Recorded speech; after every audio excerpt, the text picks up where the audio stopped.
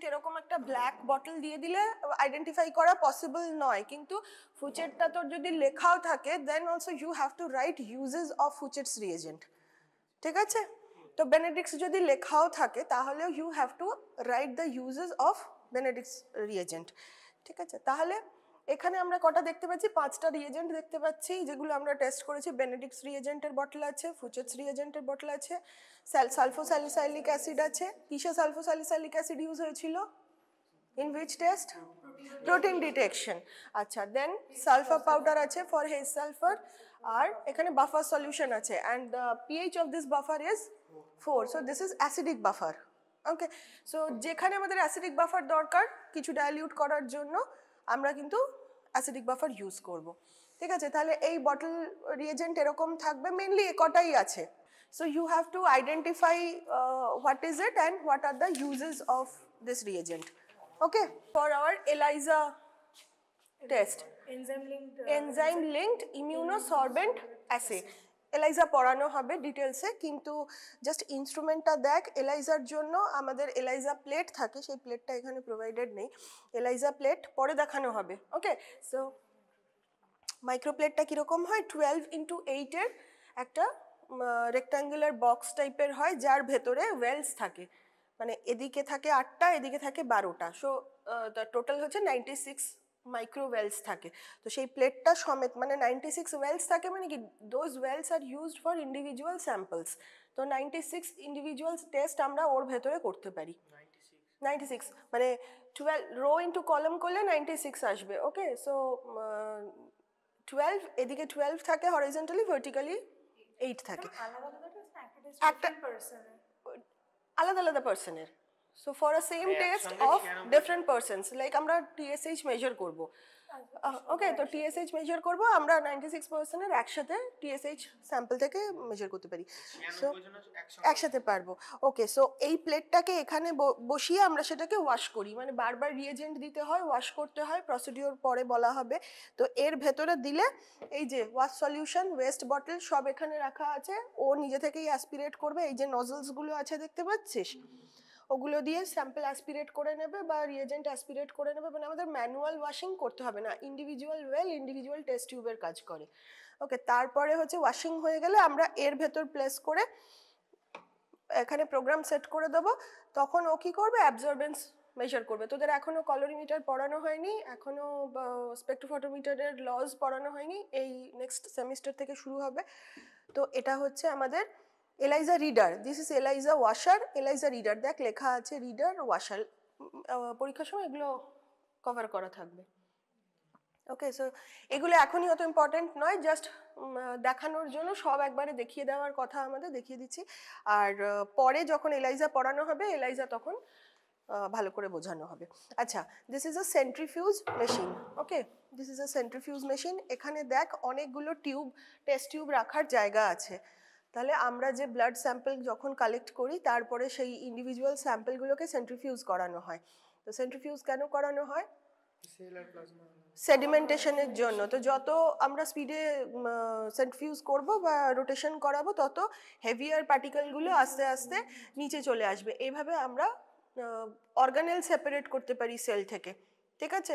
মানে একটা প্লাজমার মধ্যে থেকে তো আমরা যেমন ধর সেল আর সিরাম সেপারেট করতে পারছি, সেরকম আমরা মানে স্পিড আলাদা করে আরও হায়ার স্পিডে, আরও মডিফাইড সেন্ট্রিফিউজ মেশিনের মধ্যে আমরা যদি আরবিসিকে ঘোরাই বা ডব্লিউবিসিকে ঘোরাই, তাহলে তার ভেতর থেকে কিন্তু ডব্লিউবিসির ভেতর থেকে আমরা পাবো ডিএনএ পাবো। আরবিসি ব্রেক করলে আমরা যে এনজাইমগুলো পাবো সেগুলো পাবো, বা যেখানে যে সেলের ভেতর থেকে মাইটোকন্ড্রিয়া পাবো, মাইটোকন্ড্রিয়াল এনজাইম পাবো বা গলগি বডিজ পাবো, মানে আমরা এগুলোকে ইন্ডিভিজুয়ালি সেপারেট করতে পারি এক একটা লেয়ার থেকে। যাই হোক, এটা আমাদের ডেলি পারপাসে ইউজ হয় হচ্ছে ল্যাবে। স্যাম্পল যখন আসে আমাদের ক্লট স্যাম্পলগুলো, তোদের তো স্যাম্পল কালেকশনও পড়ানো হয়নি তো।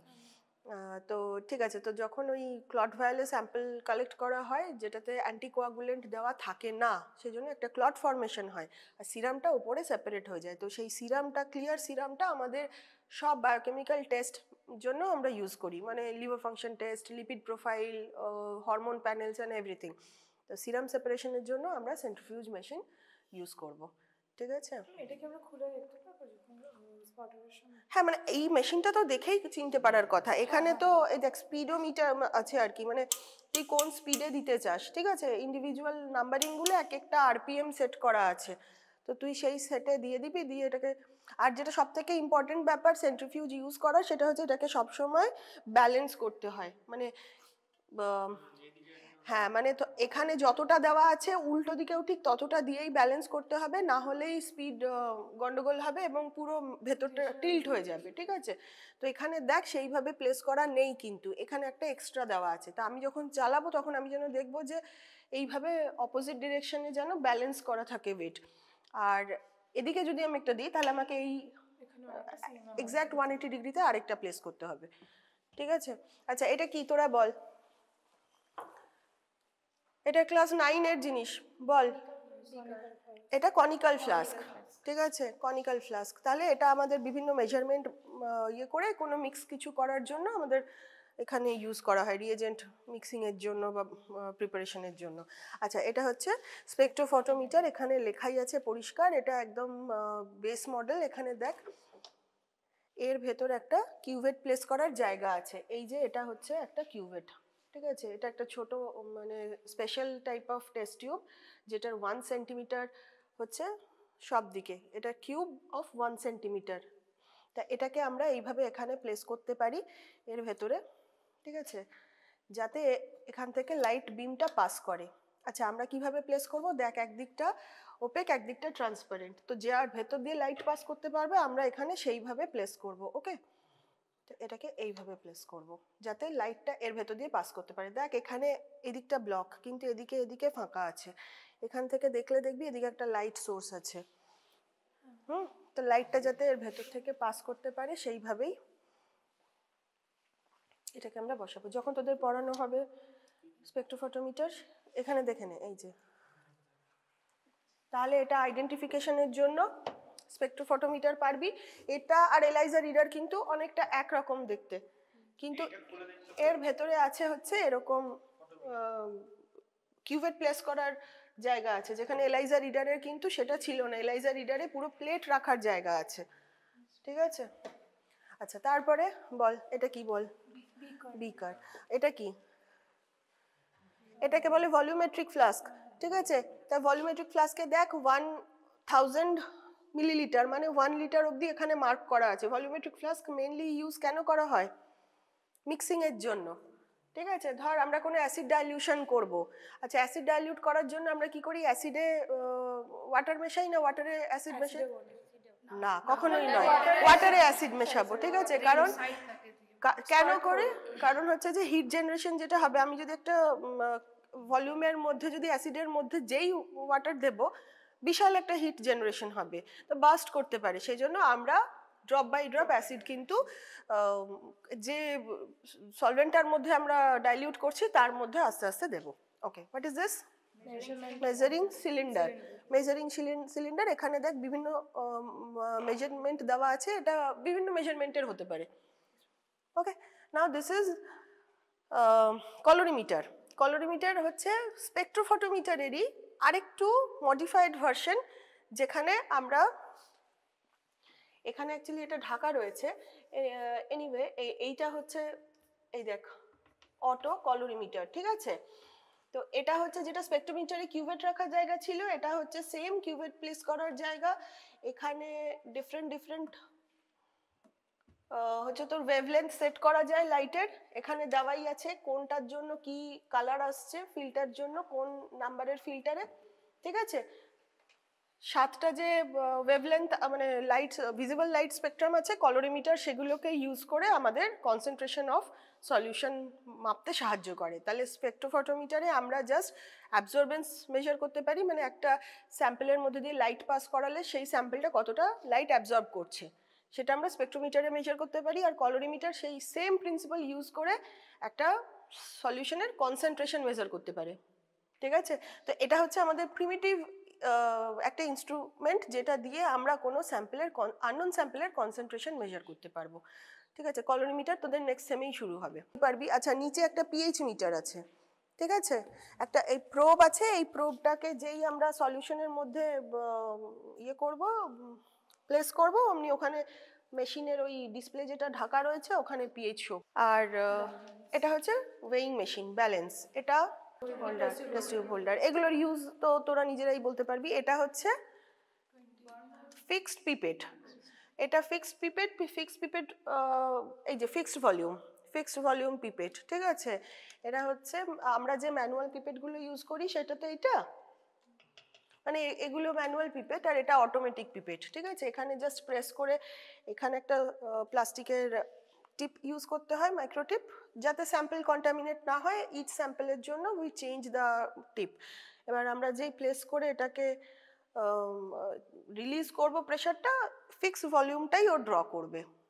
ওকে, তো দিস ইজ ফিক্সড ভলিউম। এটা ভেরিয়েবল ভলিউমেরও হয়, আমরা যেখানে চেঞ্জ করে করে ভলিউম সেট করতে পারি, ডিজায়ার ভলিউম। আর এটা বিভিন্ন মেজারের হয়, এখানে 100 মাইক্রোলিটার। আর এটাকে মাইক্রোপিপেট কেন বলা হয়? এটা মাইক্রোপিপেট বলা হয়, okay, because the volume is in microlitre, মানে ভেরি মাইনিউট, মানে ইনফ্যাক্ট 5 মাইক্রোলিটারেরও পিপেট আছে, ঠিক আছে। তো 5 মাইক্রোলিটার মানে কতটুকু তোদের, মানে তোরা ভাবতেও পারবি না। আচ্ছা, এটা ড্রপার, এটা তো আমরা রিএজেন্ট ফোরেসিস চেম্বার, ঠিক আছে, ইলেকট্রোফোরেসিস চেম্বারস।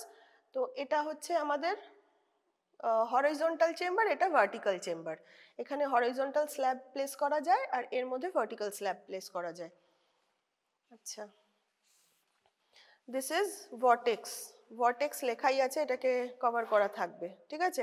তো ভর্টেক্সে কি হয়, আমাদের ছোট ছোট কিছু মানে স্যাম্পল স্টোরের জন্য প্লাস্টিকের কন্টেনার পাওয়া যায়, সেটাকে আমরা বলি এলিকট, ঠিক আছে। তো সেই এলিকটটার হচ্ছে ক্যাপ লাগানো যায়। আমরা সাপোজ স্যাম্পলটা স্টোর করব, তো এলিকটের মধ্যে 1 ml অবধি স্যাম্পল সিরাম স্টোর করা যায়। তো সেই সিরামটা আমরা কি করে স্টোর করি, আমরা ফ্রিজারে রাখি রাদার। তো সেটাকে আমরা যখন রিইউজ করব তখন অনেক সময় হয় কি যে একটু সেডিমেন্ট হয়ে গেল, অনেকদিন রাখা আছে, তো আমরা সেটাকে, এটা ছোট সেন্ট্রিফিউজের মতনই একটা জিনিস, কিন্তু মিক্সার বা কোনো রিয়েজেন্টের সাথে স্যাম্পল মিক্স করতে হবে। ধর টেস্ট একটা করছি, এলিকটের মধ্যে আমরা রিয়েজেন্ট নিলাম যেগুলো 500 মাইক্রোলিটারের হচ্ছে রিয়েজেন্ট নিলাম আর 10 মাইক্রোলিটার স্যাম্পল নিলাম। Now we need to mix the sample and the reagent very well, ঠিক আছে, এলাইজা করব। তো তার জন্য কি হবে, ওই ইন্ডিভিজুয়াল স্যাম্পলটাকে নিয়ে আমরা এর উপর প্লেস করলে, এরকম ভাবে প্রেস করলেই এটা ঘুরতে থাকবে, মানে এটাকে প্রেস করতে হবে না, স্যাম্পল নিয়ে এটাকে প্রেস করলে শেক করতে থাকবে, ঠিক আছে। এর ভেতরে শেকার রয়েছে, এটাকে ওই স্পিডে শেক করে ও মিক্সিং এর কাজটা করবে। তো এটা হচ্ছে ভট, ঠিক আছে। এর ভেতর বাফার দিয়ে দেওয়া হবে, বাফার প্লেস করে ক্রোমাটোগ্রাফির যে প্লেটটা সেটাকে ভার্টিক্যালি আমরা হ্যাং করিয়ে দেবো এবং নিচে থেকে ওই যে বাফারটা সেটা উঠে ক্রোমাটোগ্রাফির যে প্রসেসটা সেটা রান হবে। So this is TLC chamber, thin layer chromatography chamber. এটা আরেকটা ওয়েইং মেশিন, ব্যালেন্স, ওকে। এটা হচ্ছে পিএইচ মিটার, যেটা বললাম আমি নিচে ছিল ডিজিটাল পিএইচ মিটার, এখানে পিএইচটা দেখাবে, এখানে টেম্পারেচার সেট করা যায়। আর এই পার্টটা, এইটাকে আমাদের রিয়েজেন্টের মধ্যে দিতে হয়, ওই ভেতরের ওটাকে খুলে নিয়ে, okay okay. Now this is water bath. Water bath আমাদের যদি কোথাও বয়েলিং এর দরকার পড়ে বা কিছু হিট করার দরকার পড়ে, তখন আমরা কি করি, আমরা হচ্ছে এই ওয়াটার বাথের মধ্যে আমাদের বিকার বা যেটার মধ্যে আমরা মিক্স করলাম সেটাকে দিয়ে দিতে পারি। হিট করার দরকার হয় আমাদের মেনলি হচ্ছে আগার স্ল্যাব, আগার জেল বানানোর জন্য ইলেকট্রোফোরেসিসে, ঠিক আছে। তো আমাদের তখন আগার পাউডারটাকে বাফারে মিক্স করে আগারটাকে গুলতে দিতে হয়, আগারটা তো পাউডার ফর্মে থাকে, তো হিট না দিলে সেই আগার পাউডার ডিজলভ হবে না। তো তার জন্য আমাদের এই ওয়াটার বাথের দরকার হয়। ওয়াটার বাথটা হচ্ছে তোর ওই হিটিং চেম্বারের মতন আমাদের হেল্প করে, ঠিক আছে। মানে যে ভেতরে যে জল থাকে, একবার দেখে নে ভেতরে, এটা ইন্ডিভিজুয়াল খুলে দেখলেই বুঝতে পারবি এর ভেতরে জল আছে, ওকে। তো আমরা এটাকে অন করলে ওটা বয়েল হতে আরম্ভ করবে, মাইক্রোস্কোপ রাখা রয়েছে, ঠিক আছে। তো এই হয়েছে আমাদের যা যা ইনস্ট্রুমেন্টে, এটা হচ্ছে ওই একটা কাজ করার জায়গা, ওই তোর যেখানে তো টক্সিসিটি কিছু প্রডিউস হতে পারে বা কোনো ইনফেক্টিভ কিছু হতে পারে, তা সেটাকে আলাদা চেম্বার দেওয়া রয়েছে যে এর ভেতর বসে কাজ করার জন্য। আর এটা তো একটা ডিপ ফ্রিজার রয়েছে, এখানে এগুলো এত থাকে না আইডেন্টিফিকেশনের জন্য, মেনলি এখানে যা যা ছিল সেগুলোই থাকে। ওকে, so this is the spotter room, and this room is specifically opened during the examinations. Okay, so you have to enter through this door and you have to go like this, and all the instruments or all the reagents, they will be placed over the tables and you have to go out via that door. Okay, so you have to identify and write two uses or any uses of that sample that is placed over here. So here we can see 5 reagents, okay, or 5 bottles or reagents. So what are they? We can see the name itself. So this is Benedict's reagent bottle. Identifying here is very easy, but you have to write down the uses. Okay, this is Fouchet's reagent. Where Fouchet's reagent is used? Fouchet's test. And why Fouchet's test is done? To identify pigment. So you are new. So I haven't seen you in the practical classes. Okay. So Fouchet's reagent is used for bile pigment detection. Okay. হয়েছে তো, the revision of Fouchet's test is also done. Okay. And that day green color এসেছিল? না, আবার green color আসেনি? Okay. So this is sulfosalicylic acid reagent, and why it is used? Where sulfosalicylic acid is used? Louder?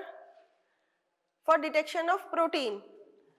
Okay, so heat acetic acid test is a test for detection of protein, and sulfosalicylic acid is another test for detection of protein. There are few others. Can you name few? Nitric acid test is also there, and for confirmatory test there is biuret test. Okay, now coming to the next sample. What is it? Sulfur powder. এখানে লেখা আছে বলে sulfur powder identification easy, but দেখে চিনতে পারবি তো? You have to identify by seeing only, because ওটা will be covered up. Okay, so this is used for Hayes sulfur test, and Hayes sulfur test is for detection of bile salts in urine, and this is a buffer solution, and the solution pH is 4. So what kind of buffer is this? Acidic buffer. ঠিক আছে. Now, okay, what is the full form of ELISA? Enzyme linked immunosorbent assay. So that is an immunoassay kind of test where we identify antigens or antibodies. Okay, so পড়ানো হবে পরে. So in ELISA we need a washer and a reader, because there is a micro titer plate where we have 96 micro wells. Okay, so each well is used as a separate test tube. We can measure or we can test for 96 separate samples of 96 separate different persons. Okay, so at a time we need to place the reagents and the samples in the wells, and there will be incubation, there will be all the reactions, all the antigen antibody binding occurring over there in the small wells, individual wells, and then we need to wash it out. So here is the washer. Okay, we have to place the plate here. It is a rectangular plate of 12 into 8 wells column. Okay, so there are total are 96 wells, so we have to place the well here, and here are the nozzles, washer nozzles. Okay, it will come up and it will then go into the wells, and it will aspirate the reagent solution, and then it will go out through the pipe. Okay, so this is the washer. Here is a reader. In the reader there is a digital display. ঠিক আছে, so what is the difference between this? Here is also a digital display, but এখানে দেখ rinse কথাটা লেখাই আছে. Okay, আর এগুলোকে cover করা থাকবে in your exam. It will be covered, all the names. ঠিক আছে, microplate reader, microplate washer, and here it is a reader. What happens here? We, after washing, we have to place the well here, and all the measurement will occur inside the machine, and we will get our reading, direct concentration. Okay, how much what is present in this. If we are measuring thyroid hormone TSH, so the concentration of each well will be shown here. Okay, so this is ELISA washer, this is ELISA reader. Now this is a centrifuge machine, centrifugation machine. Okay, what is the use of centrifugation? Why we perform centrifugation? Separation of what? Serum and clot. Okay, so this is for our day-to-day use of centrifuge machine, where we place the test tubes or the blood collection vials. Okay, there are different colored vials, cap colors are different. So they are used for in case of blood drawing in our labs. Okay, jokhon blood sample, whenever you give blood for your any blood test, have you seen the small test tube like containers? They have multiple colors like red colored cap, purple colored cap, grey colored cap. So they are known as vacutainers, okay, or blood collecting vials. So they are placed inside this small, see, look at the small test tube like places. Okay, all the vacutainers are placed in opposite direction to balance the weight. Now this is the spectrophotometer. Spectrophotometer and ELISA reader and that machine, colorimeter. So they all work under the same principle, and you will be taught this principle in your second sem. Okay, the principle of colorimeter, that is Beers-Lambert's law. So this is the primitive instrument, spectrophotometer. এর ওপরে হচ্ছে colorimeter. Okay, colorimeter এর ওপরে হচ্ছে ELISA reader. Why? In this spectrophotometer we can measure the absorbance of light of any solution. So what is absorbance? That is the amount of light that is absorbed when a monochromatic parallel beam is passed through a solution. Okay, মানে একটা monochromatic, single chromatic light. So in our white light, how many? So there are 7 different colors are there. So if one color is passed, one color parallel rays are passed through the light, so how much will be absorbed by that solution is known as the absorbance of the solution. Okay, so we can measure that absorbance by this spectrophotometer. So this is a spectrophotometer. Here is the cuvette placing.